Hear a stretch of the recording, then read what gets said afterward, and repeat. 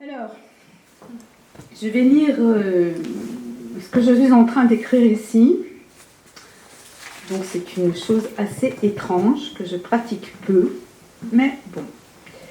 Et je vais lire donc une partie de ce qui devrait être la partie centrale du roman en cours.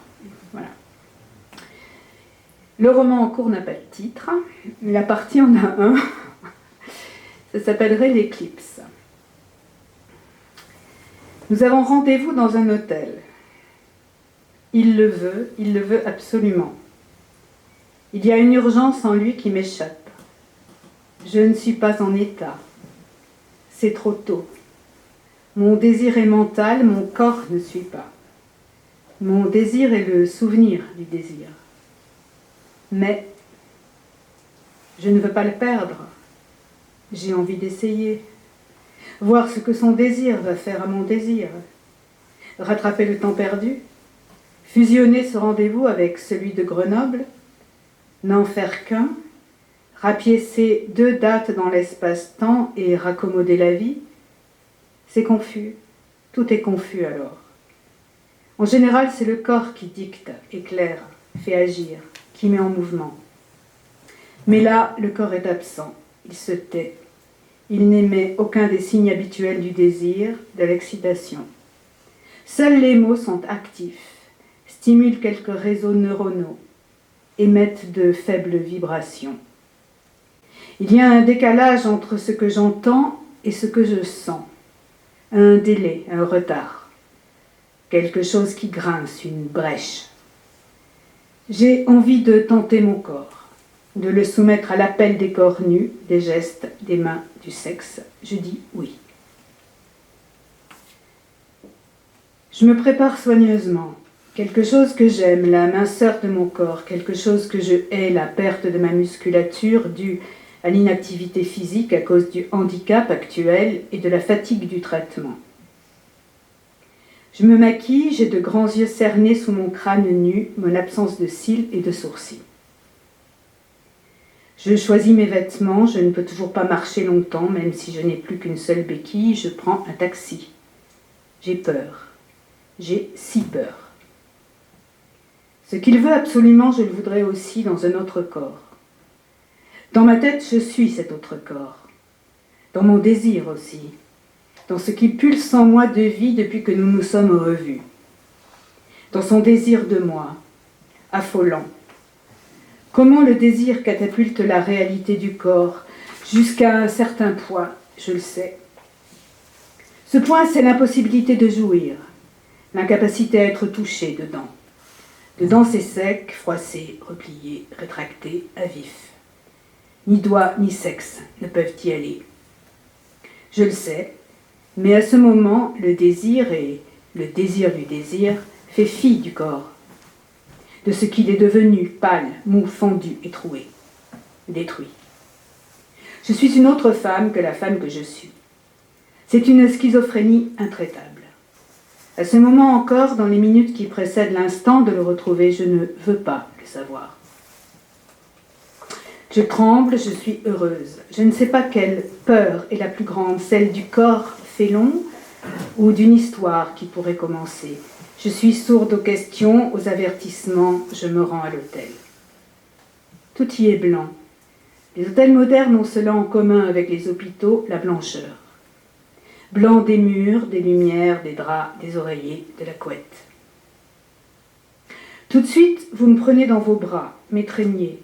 Tout de suite, nous basculons sur le lit, vous nous déshabillez. Pendant quelques secondes encore, j'ai le corps de mon désir. Je tremble de vous sentir. Ma peau est conductrice, le contact de la vôtre produit de légères décharges électriques.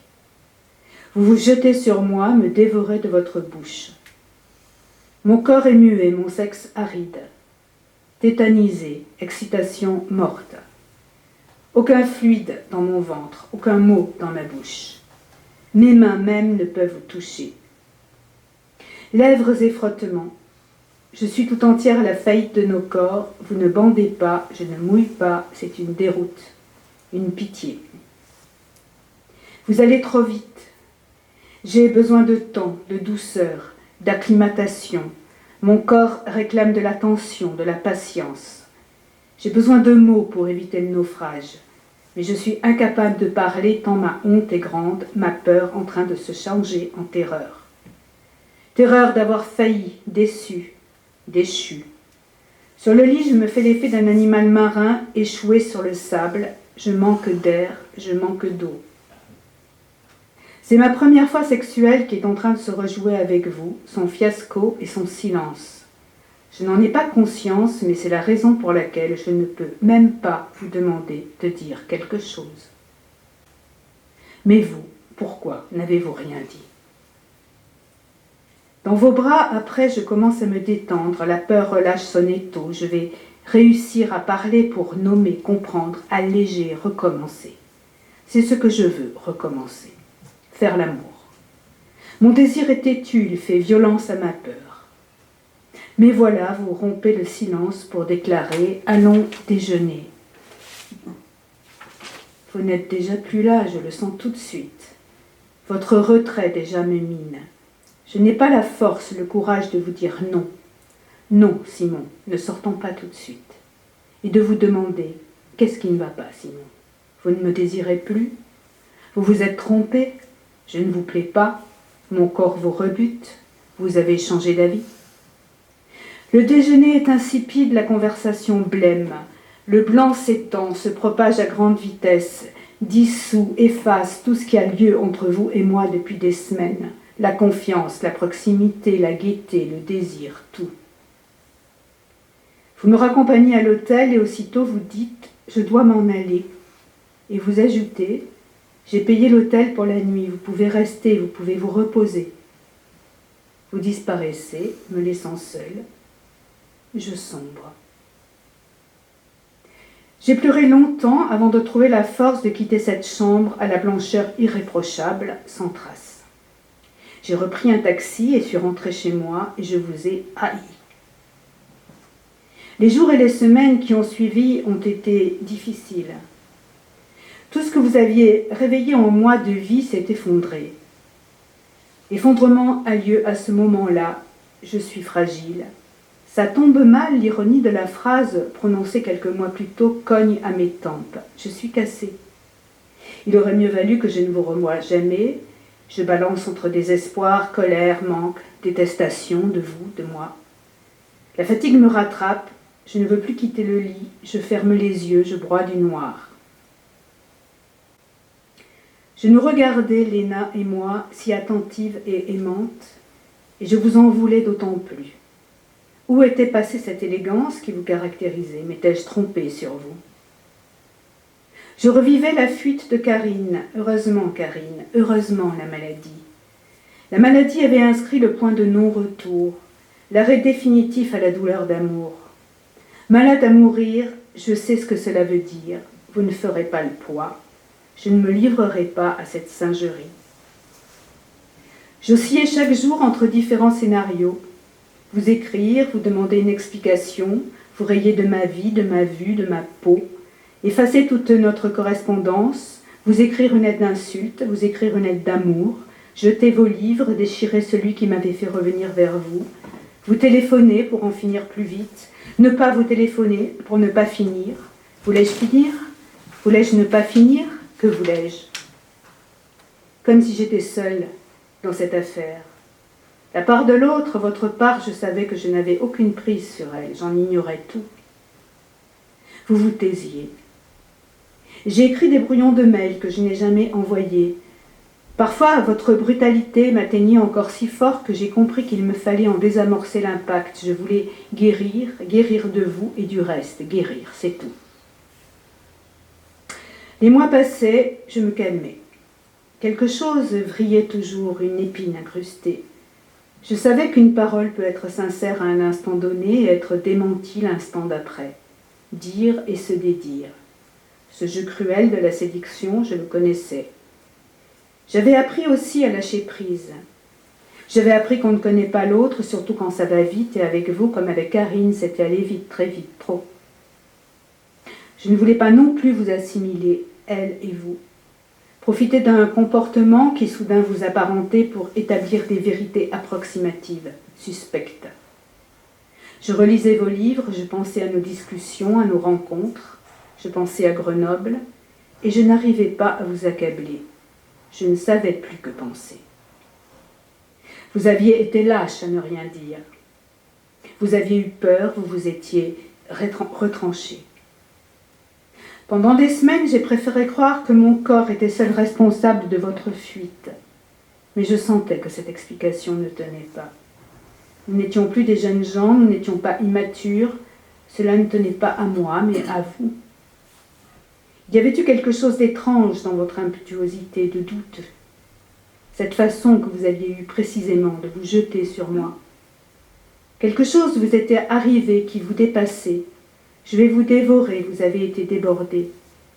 Vous brûliez de me faire l'amour et le désir s'était dérobé entre vous et vous, au moment où vous étiez rué sur moi. Cette précipitation constante qui avait été la vôtre. Vos mots d'amour avant terme, votre urgence à me voir jusqu'au jour qui avait précédé l'hôtel. Je suis tellement heureux de pouvoir passer quelques heures avec vous. J'en ai besoin. J'ai besoin de vous regarder, de vous écouter, de vous garder dans mes bras. Pourquoi avons-nous attendu si longtemps? Vous confirmiez Grenoble. Pour moi, c'est un soulagement de vous voir enfin, de le savoir, d'attendre ce moment comme un rendez-vous que nous avons soigneusement raté dans les 10 ou 15 années précédentes. Je sais bien pourquoi. Quand il aurait pu ou dû s'imposer, nous étions l'un et l'autre dans une autre histoire, tout en sachant que nous nous manquions. De sorte que vous voir enfin est comme le rattrapage de toutes ces années. J'attends ce moment comme s'il nous était dû, qu'il était devenu indispensable, incontournable, et je nous détesterais si nous n'avions pas l'audace de le vivre. Nous sommes toujours dans une autre histoire. Vous l'oubliez provisoirement. Revient au galop ce qui n'a pas été vécu. Ça s'appelle la nostalgie. La nostalgie est sentimentale. Le sentiment fait débander. Et quelle joie que le désir soit toujours là en dépit du temps et de tout ce qui nous contraint. C'est vrai, quoi de plus vrai? Lorsque vous êtes au désir, lorsque j'y suis, il n'y a rien d'autre. Ce n'est pas si compliqué. Ce n'est pas l'amour, ce n'est pas une histoire. Nouons-nous, dénouons-nous. Vous confirmez le décalage, le manque de concordance, l'aveuglement, l'interruption, le report, la partie remise, la perte, les calendes grecques, le mécompte, le malentendu, l'ajournement, la procrastination, celle du désir aussi. J'ai hâte de vous voir du temps que nous allons passer ensemble, comme si j'allais vous retrouver après un long voyage, poser mon sac et enfin respirer. Cela se passe entre vous et vous, Simon. J'arrive à peine à croire que je vais bientôt vous voir. Je sais que vous serez fatigué, mais justement, ce seront des heures où vous pourrez vous reposer, être bien, je l'espère.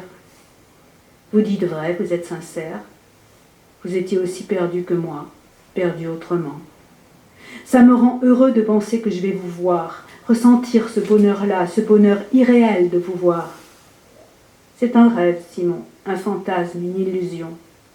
Nous aimons ça, rêver. Imaginez comment ça pourrait être autrement.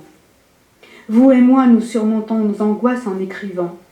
Notre insatisfaction envers le réel, si approximatif le réel, si réel. Nous le réécrivons, nous le précisons, nous l'aiguisons comme un couteau. La vie ne nous offre pas si souvent des moments qui nous font battre le cœur. Ceci encore tellement vrai. Pourquoi le cœur se met à battre, ce fichu cœur? Ce n'est pas le cœur du sentiment, c'est l'organe qui s'emballe. La vie du corps, y en a-t-il une autre? On finit par ne plus savoir où on est, vous ne croyez pas?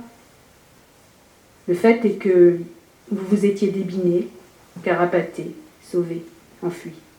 Vous étiez défilé, dérobé, éclipsé. Vous aviez déguerpi, pris la poudre d'escampette, sans un mot. Êtes-vous minable, Simon? Esquive, ne vous ressemblez pas, si j'en croyais ce que vous écriviez, mais peut-on croire ce qu'on écrit? C'était une question à laquelle je m'étais littéralement cognée et meurtrie dans la vie, et davantage encore à travers les relations épistolaires, avec tous les malentendus qu'elles génèrent. Mais pour les livres, j'avais dû choisir. Je croyais en la littérature, sinon je ne pourrais pas écrire. Et je croyais en particulier à la littérature qui usait de la langue pour enlever les couches, les strates qui dissimulent, camouflent. C'était la littérature que vous, moi et d'autres pratiquions.